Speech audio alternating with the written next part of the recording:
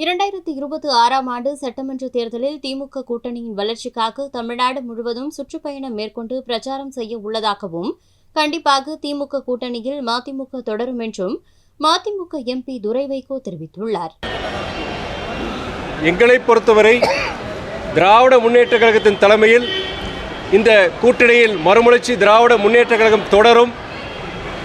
சட்டமன்ற தேர்தலை பொறுத்தவரை 2026 இயக்கத்தை மேலும் வலுப்படுத்தும் விதமாக தமிழ்நாடு முழுவதும் நான் சுற்றுப்பயணம் கண்டிப்பாக நான் மேற்கொள்ள உள்ளேன்.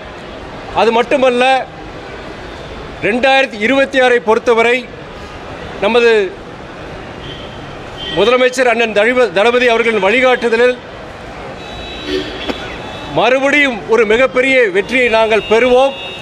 அதற்கு நாங்கள் அந்த தேர்தலை ஒட்டி நாங்கள் செய்ய வேண்டிய பணிகள் நாங்கள் ஆயத்தமாகவும் என்பதை நான் சுட்டிக்காட்ட விரும்புகிறேன். இதுங்க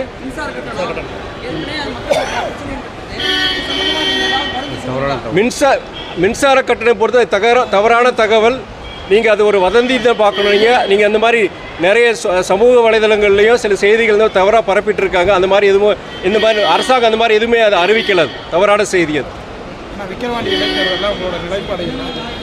விக்கிரவாண்டி இடைத்தேர்தலை பொறுத்தவரை ஏற்கனவே சொன்ன மாதிரி நம்மளுடைய திமுக தலைமையிலான இந்த கூட்டணியில் மதிமுக தொடரும். அந்த கூட்டணி எங்களுடைய கூட்டணி சார்பாக திராவிட முன்னேற்ற கழகத்தின் வெற்றிக்கு நாங்கள்